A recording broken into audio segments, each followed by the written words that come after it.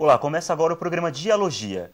Dialogia é uma revista do programa de pós-graduação em Educação da Universidade 9 de Julho, publicada sem interrupções desde 2001. É uma publicação destinada aos cursos de licenciatura e formação de professores. Tradicionalmente, o periódico traz uma sessão de entrevistas. Neste número, dedicado ao ensino de filosofia, o convidado é o professor Celso Favaretto. Para fazer a apresentação do professor Favaretto, o também filósofo e professor do mestrado e doutorado da educação da Uninove, professor Antônio Joaquim Severino. Boa tarde, professor Antônio. Boa tarde, Urbano. Boa tarde, professor Celso. Com muita satisfação, nós estamos recebendo aqui hoje o nosso colega, professor Celso Fernando Favaretto, que é professor de prática de ensino de filosofia da Faculdade de Educação da USP. E, como tal, professor do curso de licenciatura que é feita, no caso da USP, na Faculdade de Educação. O professor Celso tem acompanhado toda a história do ensino da filosofia na educação básica desde muitos anos, tendo uma larga e acumulada experiência nesse debate. É também um dos grandes especialistas do campo da estética em sua relação com a educação.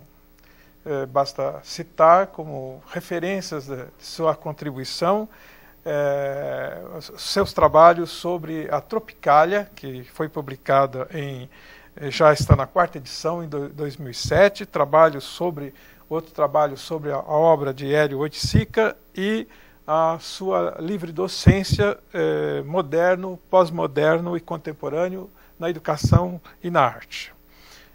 Por isso mesmo, temos a maior convicção de que este debate, de que esta conversa será extremamente valiosa para repensarmos a questão do ensino da filosofia, particularmente no ensino médio, que está se reiniciando no Brasil há pouco tempo, depois de um longo período de hibernação, um longo período de ausência dos nossos currículos. A nossa discussão, ao mesmo tempo que discute a importância da filosofia na formação do adolescente, no curso médio, é também uma discussão sobre o aspecto didático, sobre as questões da metodologia do ensino de filosofia para este nível de ensino. Muito obrigado, professor Celso. Seja bem-vindo, então, ao nosso programa, que está com esse trabalho, iniciando esta nova fase da revista Dialogia, que está completando seus exatos 10 anos. Bom, para começar, a primeira pergunta para o professor Favaretto: por que ensinar filosofia na educação básica e na educação superior? A filosofia é uma necessidade para os seres humanos. Ela deve fazer parte de sua formação? Bom, de fato, a filosofia é alguma coisa que é requerida no processo educacional, porque ela cobre uma das necessidades fundamentais do homem, não é? A tentativa de se compreender, de se justificar, através de uma reflexão que leve em conta tanto os dados da experiência como os dados dos diversos conhecimentos humanos, tem na filosofia o seu lugar mais, digamos, específico, não é? A especificidade da filosofia está exatamente em ultrapassar tanto os dados da experiência como um conjunto dos conhecimentos que vêm, por exemplo, através das ciências, não é? E porque qualquer problema humano, qualquer necessidade humana, qualquer experiência humana é colocado sob o prisma da reflexão. Essa reflexão busca os fundamentos da experiência humana, os fundamentos do seu comportamento, das suas escolhas, das suas justificativas. Isto me parece ser, digamos, uma dimensão que não pode ficar fora do processo educacional em nenhum momento.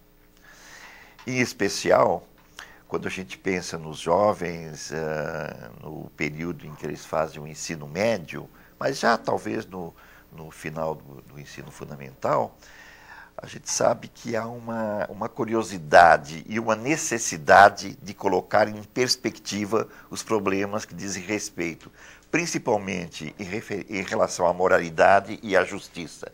Não há melhor modo de satisfazer essa necessidade e essa curiosidade, senão colocando à disposição deles um conjunto não só de conhecimentos, mas de conceitos e de interpretações que os ajuda a eles mesmos se colocarem em perspectiva, ou seja, se colocarem criticamente perante a realidade, julgando, criticando, aceitando, rejeitando, que é um procedimento dos mais importantes na adolescência.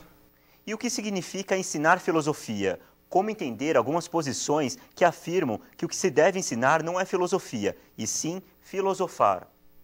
Olha,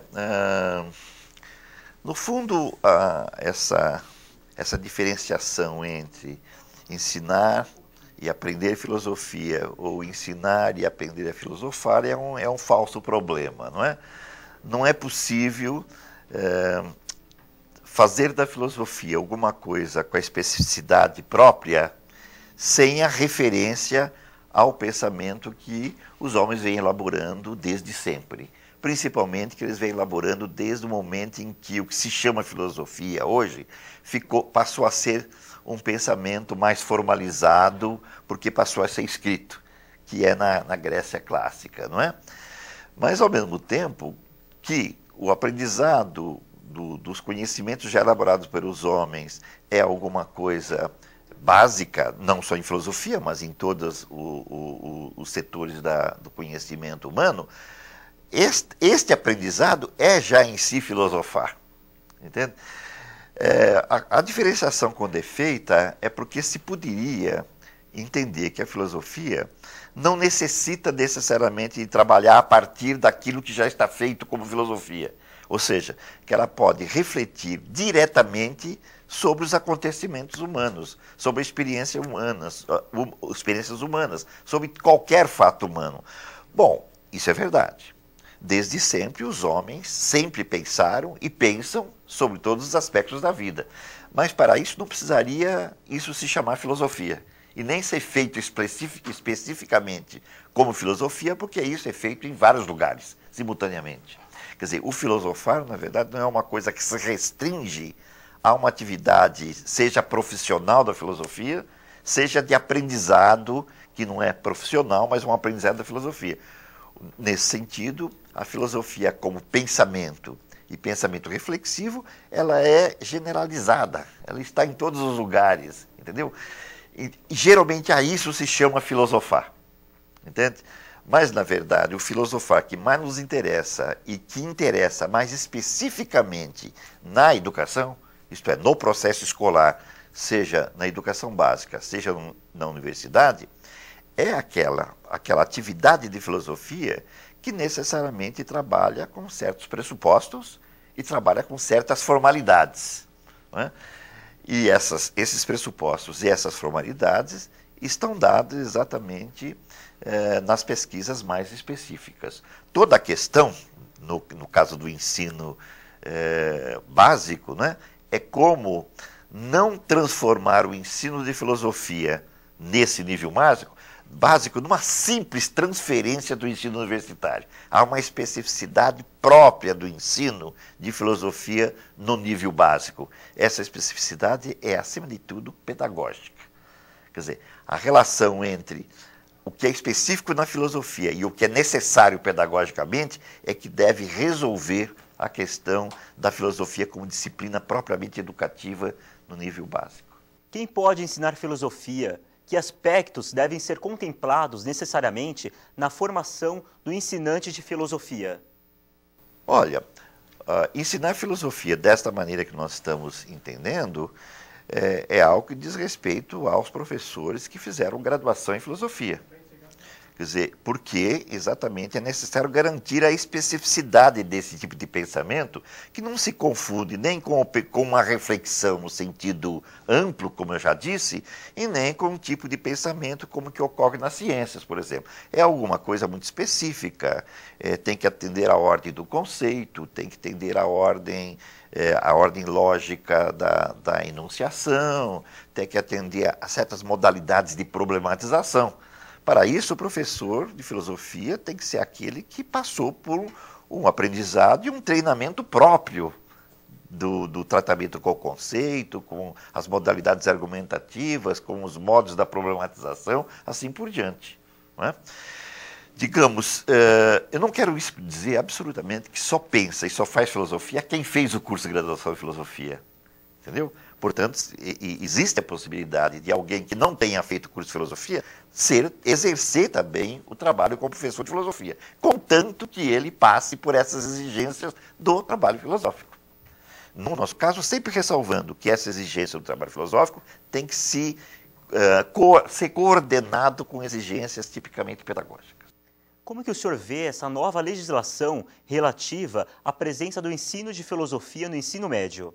É alguma coisa desejada há muito tempo. Se a gente fizer um rápido retrospecto do que foi o ensino de filosofia no Brasil, desde, por exemplo, a década de 30, quando nós temos as primeiras leis de diretrizes e bases, não é? A gente vai perceber que ela nunca esteve, até recentemente, ela nunca esteve realmente no currículo como outras disciplinas, como as disciplinas de ciências, como matemática, de língua, etc. Ela ora estava, ora não estava, e ela nunca estava realmente pensada de modo estratégico, isto é, como disciplina educativa. Ela entrava com uma justificativa muito genérica de que a filosofia é o conhecimento humano mais profundo, mais exigente, é aquilo que melhor contempla uma reflexão sobre o que é essencial no humano, mas isso não se transformava realmente em um material propriamente educativo. Então, já há muito tempo que se percebeu que no ensino brasileiro isto era, digamos, uma ausência muito sentida e que contribuía para que o ensino, principalmente através das humanidades, tivesse um peso significativo para aquilo que interessa no ensino básico, a formação dos educandos. Isto é, a ideia de formação entendida como aquilo que gera as possibilidades de uma autonomia pessoal e de um modo de relação com o social, com o político, né, e com todas as instâncias de conhecimento sob uma perspectiva crítica. Se percebia que a falta da filosofia estava contribuindo para uma debilidade desse ensino, principalmente no nível médio. A coisa se agravou a partir do início dos anos 70, quando a legislação brasileira começou a tender demais para o ensino técnico, que era uma necessidade, continua sendo brasileira, evidentemente, né? Mas se tornou uma coisa muito, muito polarizada. Quer dizer, o técnico entrava em detrimento das disciplinas ditas humanísticas. Quer dizer, esta quebra da vinculação entre elas, que devia ser mantido, fazia com que a falta da filosofia fosse muito sentida, porque exatamente a filosofia é que poderia justificar no domínio do pensamento pedagógico e do exercício específico da educação. E, ao mesmo tempo, ao nível do currículo escolar, seria a filosofia que poderia justificar essa necessidade de o domínio técnico e o domínio humanístico estarem em correlação. Não é? Bom, desde os anos 70, houve por parte dos professores de filosofia de nível médio e da universidade uma preocupação em reivindicar essa existência da filosofia como disciplina obrigatória. Foi um trabalho longo, um trabalho político muito longo, não é? Que ia das reivindicações para as instâncias institucionais até o trabalho de formação de professores, a formação de entidades específicas dos filósofos, né? para que somente agora, há 4, 5 anos, nós tivéssemos o final desse processo, isto é, a filosofia tornou-se uma disciplina obrigatória no currículo, não mais optativa como foi durante muito tempo, não mais, digamos, sujeita a diretrizes específicas de secretarias da educação ou de escolas particularmente, mas agora é obrigatória por lei. Quer dizer, isto produziu a abertura de um outro movimento. O movimento é consolidar a disciplina como disciplina mesmo, o que implica muitas coisas. Implica, por exemplo, em que os professores de filosofia saibam exatamente o que significa esta filosofia no ensino básico e, simultaneamente, reflitam de maneira muito sentida e exerçam como trabalho essa especificidade, tendo como foco que ela seja disciplina formativa e não apenas mais uma disciplina de conhecimentos específicos. Agora o professor Severino faz uma breve conclusão da entrevista com o professor Favaretto. Na verdade, para agradecer a participação do professor Celso, com sua brilhante exposição, suas respostas esclarecedoras a respeito da relevância e da necessidade do ensino de filosofia para todas as faixas de idade e para todas as gerações. Cabe destacar esta articulação da experiência acumulada da humanidade, que para ser resgatada pelas várias gerações, pressupõe, no caso do ensino da filosofia, este intercâmbio, esta retomada de todo aquele acervo que a cultura filosófica nos deixou. Não havendo assim nenhuma contradição, nenhuma antinomia entre um ensino da filosofia e o ensino do filosofar. Para filosofar é preciso compartilhar esta experiência acumulada e, ao participar desta experiência acumulada, nós já estamos também filosofando. Muito obrigado, professor Celso. Muito obrigado.